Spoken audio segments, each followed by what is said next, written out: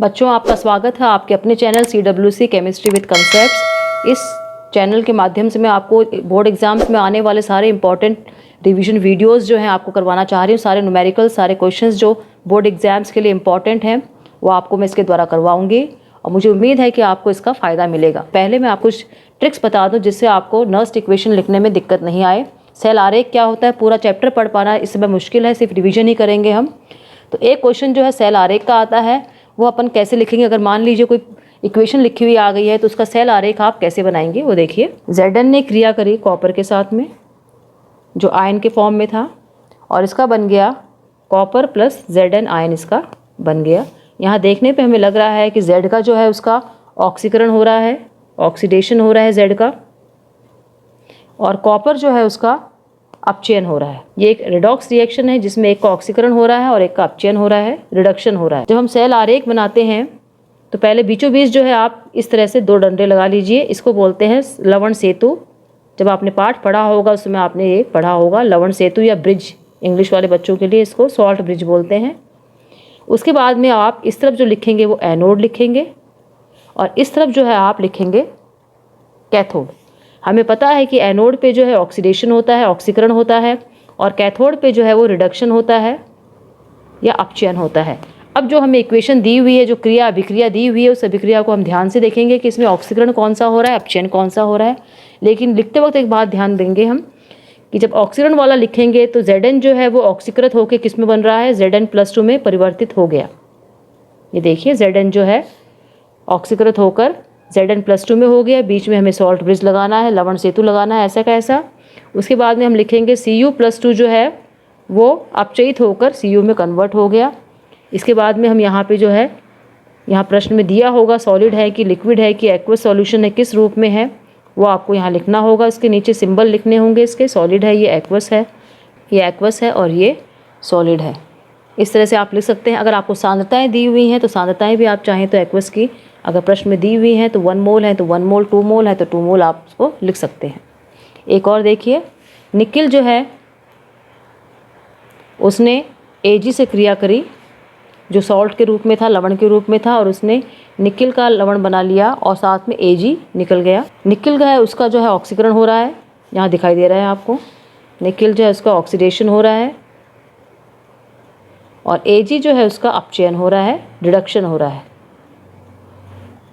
Reduction माने अपचयन, और ये हो गया हमारा ऑक्सीकरण। इसका सेल आरेख हमें लिखना है। बीचों बीच मैंने बताया आपको लवण सेतु बना दीजिए। उसके बाद जो है एनोड पे जो ऑक्सीडेशन होता है एनोड वाला लिख दीजिए आप।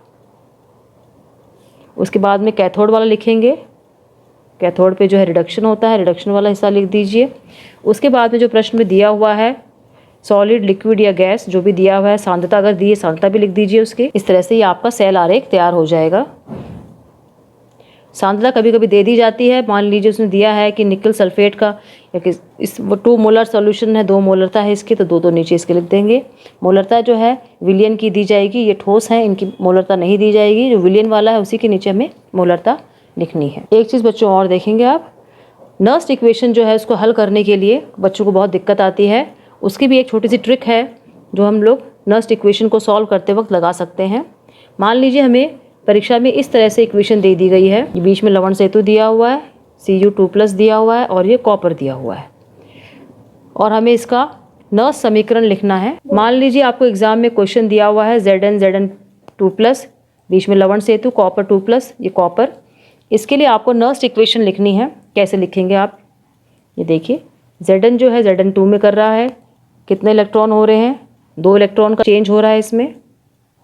कॉपर जो है ये इसमें परिवर्तित हो रहा है, कॉपर इसमें हो रहा है, इसमें भी 2 इलेक्ट्रॉन का चेंज हो रहा है, इसका भी 2 इलेक्ट्रॉन है, इसका भी 2 इलेक्ट्रॉन है। इसका मतलब दोनों को 1 से गुणा कर सकते हैं, दोनों सेम है तो हमें गुणा करने की जरूरत नहीं है। जब हमने गुणा नहीं करा इसका मतलब 1 है। ये 1 जो है ये हमारा x और y का मान हो जाएगा। ये 1 जो है हमारा x और y का मान होगा। देखिए कैसे, ये लिखी मैंने नर्स्ट समीकरण, E सेल बराबर E0 cell minus 0.0591 upon n log anode upon cathode लिखते हैं यहाँ पे। अब देखिए इसके लिए जो दी हुई है ये सेल आरेख दिया हुआ है, इसके लिए न समीकरण आप कैसे लिखेंगे? ई सेल को ई सेल लिख दीजिए आप 0.0591। एन जो है इलेक्ट्रॉन जो है वो दिखाता है इलेक्ट्रॉन की संख्या की जो क्रिया है उसमें कितने इलेक्ट्रॉन की संख्या दिखाई दे रही है। इसमें दोनों तरफ दो दो दिखाई दे रही है तो यहाँ 2 लिख देंगे। लॉग का लॉग लिख देंगे, यहाँ पे जो है x और y लिखते हैं। लॉग एनोड जो है हमारा किसका है? ये हमारा एनोड है, ये हमारा कैथोड है। एनोड को हम ऊपर लिखेंगे। अब एनोड में भी जो है Zn और Zn+2 दोनों दिखाई दे रहे हैं हमें। सॉलिड को, ठोस को हम नहीं लिखते हैं, ठोस का मान 1 होता है तो ऊपर सिर्फ Zn+2 लिखा जाएगा। और नीचे जो है यहाँ भी ये ठोस के रूप में इसका मान 1 होता है। नीचे जो है Cu+2 के रूप में या 2+ के रूप में नीचे लिखा जाएगा। x की जगह यहाँ 1 है और y की जगह भी यहाँ 1 है।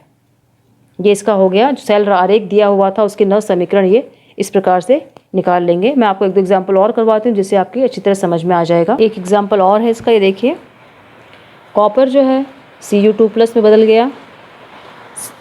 ये सेल आरेख आपको परीक्षा में दिया होगा और आपको नर्स्ट इक्वेशन कैसे लिखनी है उसका शॉर्ट ट्रिक बता रही हूँ मैं आपको, किस प्रकार से आप इसकी नर्स्ट इक्वेशन लिखेंगे। हम यहाँ देख रहे हैं इसमें 2 इलेक्ट्रॉन का चेंज आ रहा है। इसमें जो है 1 ही इलेक्ट्रॉन का चेंज आ रहा है। आपको दिख रहा होगा कि एक में 2 इलेक्ट्रॉन का चेंज आ रहा है, इसमें एक में 1 इलेक्ट्रॉन का चेंज आ रहा है। अब इन दोनों को बराबर करेंगे तो इसको 2 को 1 से गुणा कर देंगे और इस 1 को 2 से गुणा कर देंगे तो ये हमारा जो है वो XY हो जाएगा जो हमने आगे गुणा करा है। और इलेक्ट्रॉन जो है वो हमारे ये 2 हो जाएंगे, ये भी 2 हो जाएंगे तो 2 लिखे जाएंगे। इलेक्ट्रॉन जो हम यहाँ गुणा करने के बाद में जो निकालते हैं वो हमारे इलेक्ट्रॉन का मान लिखा जाता है। कैसे लिखेंगे इसके लिए देखिए, E cell equal to E0 cell minus 0.0591 upon n log anode upon cathode और यहाँ x और y का मान। ई सेल लिखना है इसके लिए हमें। E0 सेल का मान या तो दिया होगा या आपको निकालना होगा, वो अभी हम नहीं कर रहे हैं, सिर्फ मैं आपको शॉर्टकट तरीका लिख के बता रही हूँ कि अगर ये दिया हुआ तो उसको कैसे लिखेंगे। n जो है 2 इलेक्ट्रॉन है, यहाँ 2 आ जाएगा। उसके बाद में लॉग लिखेंगे। एनोड जो है ये रहा, ये ठोस अवस्था में है, ये एक्वस में है, विलियन अवस्था में तो विलियन वाला ही लिखा जाएगा। x का मान 1 है, जिसे हमने गुणा किया वो x का मान होता है। और नीचे जो है कैथोड वाला लिखेंगे, ये ठोस अवस्था में है, इसका मान 1 होता है, ये विलियन अवस्था वाला लिखा जाएगा Ag+। और y जो है ये इसके ऊपर 2 लिख देंगे। इस प्रकार से हमारा जो है इस सेल आरेख के लिए ये हमारा न समीकरण बन जाएगा। एक एग्जाम्पल और देखिए, क्रोमियम जो है Cr+3 में बदल रहा है, बीच में लवण सेतु। Fe जो है 2+ ये Fe में बदल रहा है। यहाँ पे 3 इलेक्ट्रॉन का आदान प्रदान दिखाई दे रहा है आपको, यहाँ पे 2 इलेक्ट्रॉन का दिखाई दे रहा है आपको। यहाँ 3 इलेक्ट्रॉन का है, यहाँ 2 इलेक्ट्रॉन का है। दोनों साइड इलेक्ट्रॉन बराबर करेंगे तो इसको 2 से गुणा कर देंगे और इसको 3 से गुणा कर देंगे। दोनों का हमारा मान आ जाएगा 6। तो n की जगह हम 6 लिख देंगे और x की जगह 2 आ जाएगा, y की जगह 3 आ जाएगा। तो कैसे इसका लिखेंगे ई सेल, ये देखिए 6 लिखेंगे n की जगह। लॉग ये जो क्रोमियम है ये वाला ठोस अवस्था में, इसको नहीं लिखेंगे, विलियन वाला ही लिखा जाएगा। ठोस अवस्था वाले का मान 1 होता है। और नीचे जो है Fe2+ ही लिखा जाएगा, Fe नहीं लिखा जाएगा, ठोस अवस्था में है। इसके ऊपर 2 लिख देंगे और इसके ऊपर 3 लिख देंगे। सांद्रता अगर दी हुई है प्रश्न में तो यहाँ सांद्रता का मान लिख देंगे दोनों जगह। और फिर इसको हम चाहे तो हल कर सकते हैं। लॉग जो है, लॉग को कैसे हल करना है मैंने एक वीडियो डाला है, ट्रिक मेथड, उसको आप देख लीजिएगा। आपको अच्छा लगे तो आप लाइक कीजिएगा, अपने फ्रेंड्स को शेयर कीजिएगा ताकि वो भी अपने एग्जाम्स जो आएंगे बोर्ड के उनमें आसानी से लॉग वाले क्वेश्चंस को हल कर सकें। लॉग का मान यहाँ रखने के बाद में ई सेल जो है हमारा इस सेल के लिए निकल आएगा। अगर ये सारी वैल्यू पुट कर देंगे तो ई सेल जो है हमको निकालने में आसानी होगी। उम्मीद करती हूँ बच्चों आपको ये ट्रिक जो है नर्स्ट इक्वेशन लिखने की समझ में आई होगी, आपको पसंद भी आई होगी। आप इसको अच्छी तरह से प्रैक्टिस कीजिएगा एग्ज़ाम्स के लिए और सब्सक्राइब कीजिएगा मेरे चैनल को ताकि और जो वीडियोस मैं ऐड करूं जो आपके लिए बहुत मददगार होंगे वो आपको टाइमली मिल सकें, नोटिफिकेशंस उनकी आपके पास पहुंच सकें टाइमली। थैंक यू बच्चों।